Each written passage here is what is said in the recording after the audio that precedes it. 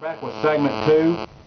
The first question of this segment is, talk about your new book. Yeah,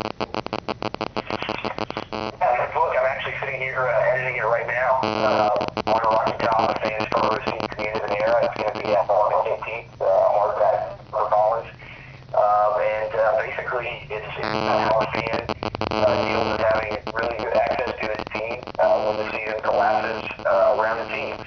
So I think it's also sort of the story of the end of an era, because Phil Fulmer, in my book, I think, represents the last of the regionalists in SEC football. And by what I mean when I say that is that he was a former graduate of the school, or he's a graduate of the school, and he's from the state of Tennessee. It used to be common that coaches in the states that they were born in ended up coaching the teams that they went to school with. And I've jumbled that sentence, but basically, nowadays, everybody's a mercenary in the SEC. And I think that represents a departure.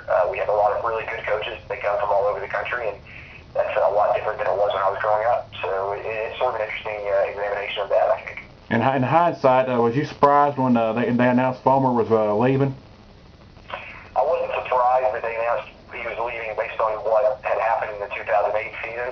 But if you had told me prior to the 2008 season that he would be fired, I would have been very surprised. I just didn't think that things would get that bad. I didn't think the season would go off the rails like it did. And when the collapse happened, I wasn't surprised that he was fired, but I was very surprised in sort of the totality of how the season had become. All right, now the next question in this segment is Raycom Sports is ending. You know, you're excited about that, I know. I'm excited about that, but I'm also sad. We still haven't heard how the SEC is going to be covered. We know there's going to be all on ESPN networks, ESPNU, and whatnot, that a lot of the local cable providers don't necessarily carry yet. And I'm excited that we're going to have something new. I'm hopeful that most of the time it'll be in HD, unlike Raycom. But I'm also a little bit nervous about how that's all going to play out. I'm hopeful that they'll get some good people to come down and will be entertaining, and hopefully be able to tell what's going on in the field, unlike buddies at Raycom, JF/LP. Yeah, we would be better with Raycom.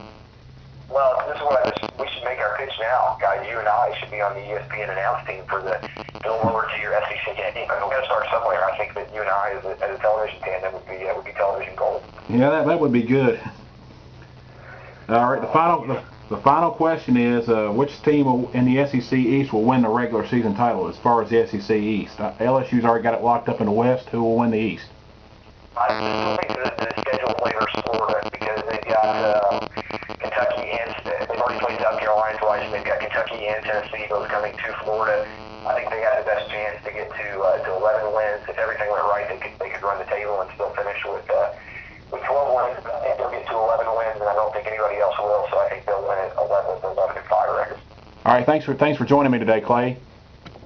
Hey, I appreciate you having me. You're very welcome, and this is Kyle Ramsey for YouTube Sports.